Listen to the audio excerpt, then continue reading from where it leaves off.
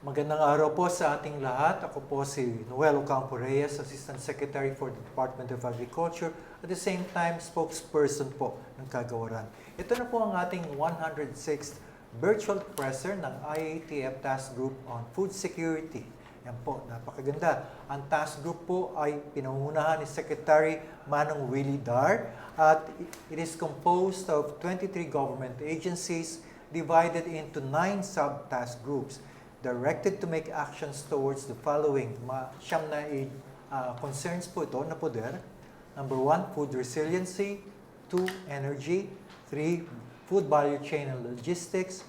4th, water. 5th, agribusiness. 6th, food procurement and distribution. 7th, economic intelligence. 8, strategic communications. At panghuli po, aquaculture and fisheries. Bukas po ay pagdiriwang namin ang 123rd anniversary ng Department of Agriculture. At ito po, historically, ito po isa sa mga ahensya na na-create ni President Emilio Aguinaldo, the late Emilio Aguinaldo, noong 1898, June 12. So 11 days after ng June 12, June 23, bukas po yun, yan po, tinatag ang Department of Agriculture and Manufacturing kasama ng iba pang mga departamento nung araw na yon. No? So ngayong hapon po, mapalad po tayong kasama natin muli. No?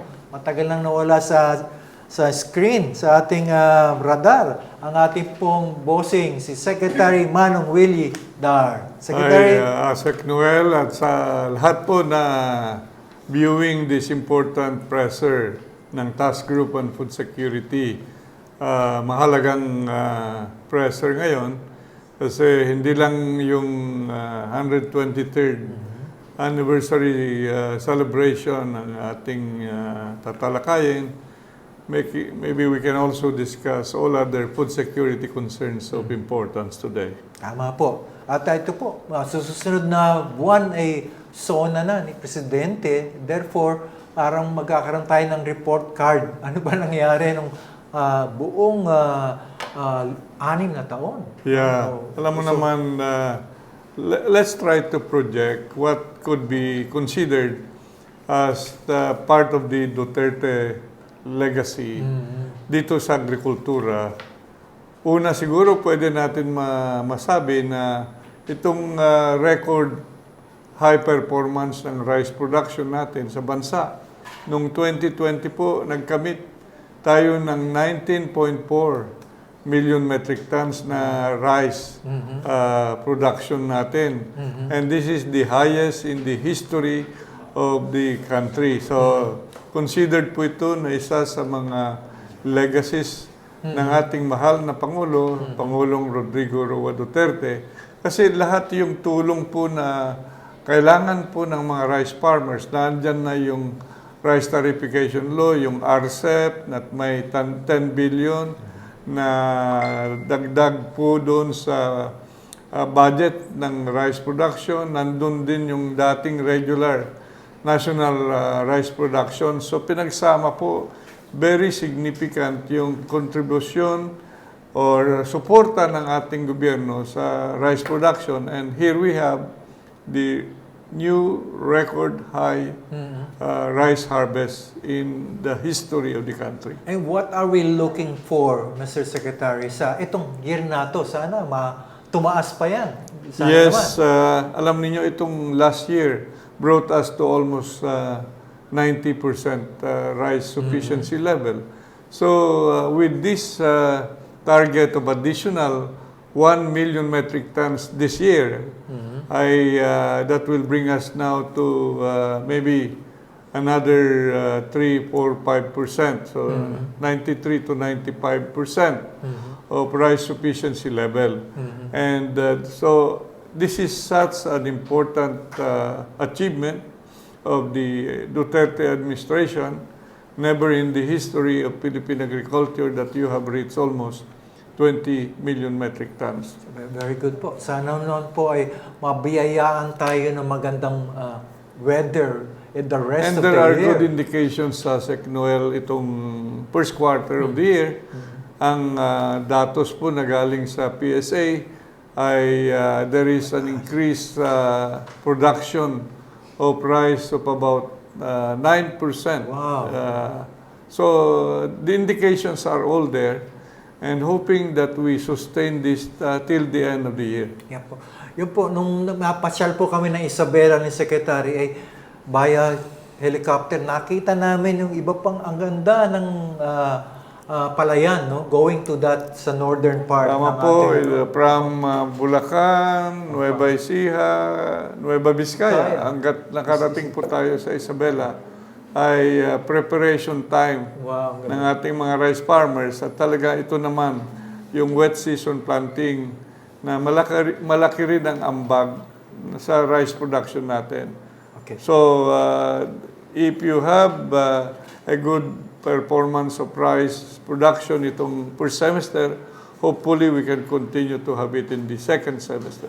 Thank you, Mr. Secretary. So we're looking forward to a favorable performance of the agriculture sector towards the end of the year and siyempre hanggang sa mga susunod pang mga buwan at taon. So Mr. Secretary, marami nagtatanong ano daw po yung one reform agenda? Bakit kailangan ano pang i-reforma natin dito sa Department of Agriculture? Alam ninyo, we need to have a vision. So that we anchor this vision to the reforms that we would like to pursue. So nangyari nga, nung nag-umpisa po tayo, 2019, we have to really consult and thereupon have a vision of a food secure and resilient Philippines with prosperous and empowered farmers and fishers. So having said that, then ano na ngayon yung mga key pillars of making this vision possible?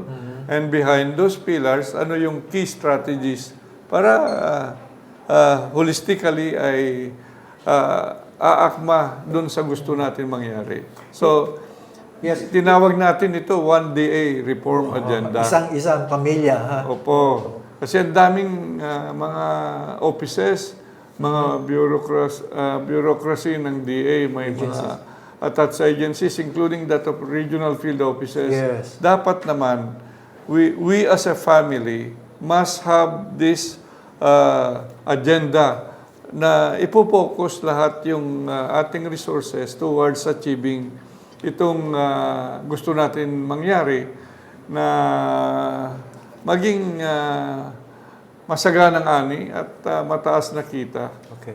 So, Mr. Secretary, 4 po yung nakikita natin dyan, parang pillars, sinabi nyo na, no? Consolidation, modernization, industrialization, professionalization. In fact, marami ng ganyan nung araw pa eh. Pinagsama-sama lang po na ba natin? Tama yan. Hindi yung pinagsama-sama. You really have to read the whole environment, inside and outside. And of course, yung hahatakin mo na goal on top of your vision, ang goal natin, yung if you go by the word in the vision, yung food security. Yes. Yun ang ibig sabihin. Yes. Ensuring food security is such a very noble object or goal of the country through the Philippine Department of Agriculture. And what do we mean by ensuring food security? Okay, firstly, tayo dapat dito sa bansa, i-identify na natin yung mga commodity industries na mayroon tayong tsansa na makikompete globally.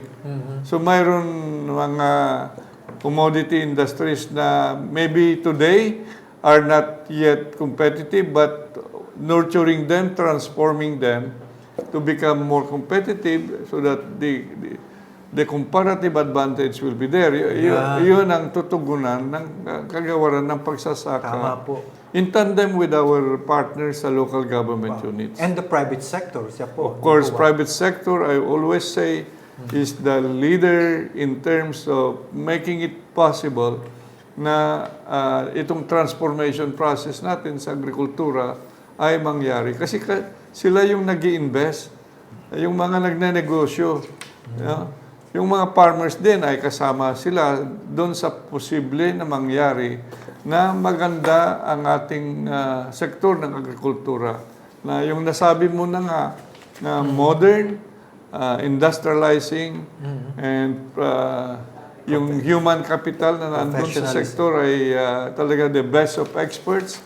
And with farm consolidation, we should be able to have more economies of scale, and that's where technology can now be properly used. Okay. Thank you, Mr. Secretary. Nako, dahil po kayo ang guest natin ngayon, at siyempre sa IUTIP, napakaraming tanong po ng ating mga media person. So, unahin na natin po sila. Sige po. Si Melissa Lopez ng CNN Philippines. Tanong niya, how many metric tons of pork imports have entered the country since April 2021 when President signed the EO? Are you satisfied with the current retail price of pork in the market, Mr. Secretary? Okay, in terms of percentage, malaki na yung porsyento ng inangkat na karneng baboy, even outside the map, compared to last year. So, very substantial.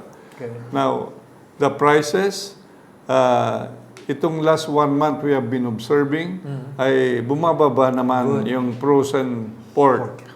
Ang hindi natin nakikita na bumababa ay itong Fresh pork. fresh pork. Okay. Sige.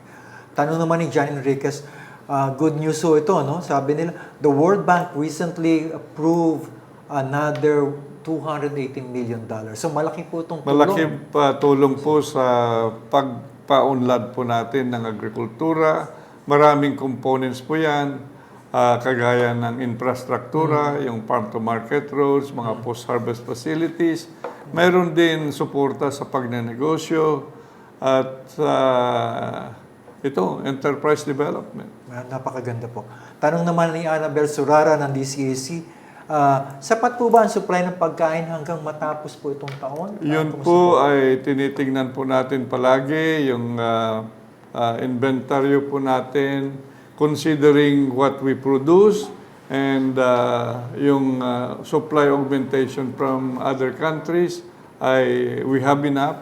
That would include now the pork supply, those locally produced plus what have been targeted to be brought in. Tanong naman sir ni Ray Palay ng UNTB, may projection daw po ang ibang mga farmers groups na tataas na naman daw yung fresh pork dahil mataas daw po ang raw materials kagaya ng mais. Well, we should understand that, and I believe that pag dumating na yung imports vis-a-vis EU 133, Okay. The equilibrium will happen. Okay. Tanong naman ni EJ Gomez ng Manila Times, as things stand now, what's your outlook for the second quarter agri-growth? Meaning from April, May, June. Yeah. Okay, between the three sectors of the economy, industry, services, and agriculture, ay resilient ang tawag po natin yung growth pa rin ng agrikultura. So, hoping na, of course, alam na natin yung mayroon negative growth dun sa subsector ng livestock, particularly pork or the hog industry. The poultry industry is starting to recover. So, as you can see from the screen, sir, of all the major sectors of the economy, ang pinakamababa pa rin, mababa lahat, pero hindi kagaya ng industry and services. Yeah, no? tingnan mo ito, 2021, quarter 1. Oo. At more than 4 itong dalawang sector, pero ang agrikultura ay 1.2% ang contraction. Ibig sabihin, in spite of the big impact ng African swine fever, ay halos nasa neutral growth pa rin tayo. Yes. In fact, lahat ng subsector sa agriculture Tumaas. Opo. It was pulled down By the livestock sector. So yan po. Subsector. So we're looking forward So, to... ang ibig sabihin, totality, mayroon na tayong lunas itong African swine fever, at idagdag mo na yung malaking kontribusyon ng livestock and poultry, which is more than 33% to the gross value added in agriculture, ang ganda ng pag-angat na ng sektor ng agrikultura. So, you may announce, Mr. Secretary, yung meron tayong mga meetings with ASF, mga pharmaceutical companies, di ba? Yeah, itong Favorable. bantay ASF sa barangay ay ito yung bagong plataforma really to give more PILIP, more life, Okay. so that mas maganda yung monitoring and surveillance. This time around, mayroon ng mga gagamitin ng mga local government units, yung provincial veterinaries will now have the desired equipment that can now detect while monitoring. I mean, there is a mini PCR that they can use to really enhance their detection. Kasi detection is the first step for managing whether there is, Incidents. what is the next step after having to understand that there is now a outbreak, of ASF in that area. So now you can call the help of others. Okay. The good news, sir, we have heard yung ibang areas sa Batangas na declared na locally ASF free. No? Now, That's this is one good development kasi, okay, it is good that the LGUs has that initiative. And at the end of the day, tayo sa DA and the BABay particularly will have to issue na certified na sila na ASF free. Anong ibig sabihin po yon? They can now go to the banks and borrow money. Mas lalo yung mga commercial hog raisers now can do repopulate in a Very big way. Ganon din sa backyard hog raisers. Yeah. They can now be given all this assistance. Okay. Tanong naman, sir, ni Jasper Arcalas ng Business Mirror. Has the MAB Management Committee approved the guidelines na? MAB Okay, before I started with this presser today, tinanong ko dun sa secretariat ng MAB, sabi nila, out of 6 departments, yung nakapirma na ay 5. Oh, So meaning we have a majority already. So, okay. But we are just awaiting for just today, the last signature Okay. to complete 100%. So, probably next week, the Yeah, by guidelines. tomorrow, ipapublish na yan. Okay. So, pag na-publish na yan sa journal dito sa UP Diliman, that's effective na to be implemented. Tanong naman ni Shaila Francisco ng TV5, sir. Balita daw po sa monitoring, tumataas naman daw po ang presyo ng gulay. Bakit po ba? May supply Well, distortions. dapat hindi po tumataas kasi ang ganda ng weather. We have to see to it that walang mga maantala na, there should be no restriction of movements. We are working with our regional field offices to be ready always to help so that walang mga tinatapon na mga vegetables. So nandyan monitor ang mga AMADs every region. This is our Agricultural Marketing Division that's in charge in assisting linking producers to the markets. And even we have the Kadiwa program nationwide that's really has done so much during this time of pandemic. Okay, sir. Tanong naman, sir, ni Catherine Talavera ng Philippine Star. May update na po ba tayo sa nire-request ng ibang grupo na may random testing ng meat imports as they enter the country? That's being done now. And I will see to it that must be done regularly on a random basis. Okay. Tanong naman ni Revin Ochabi ng Business World, kailangan pa po bang maglabas tayo ng SRP sa imported pork? Yun nga, itong last 1 month, tinitingnan namin parang it's finding to its normal.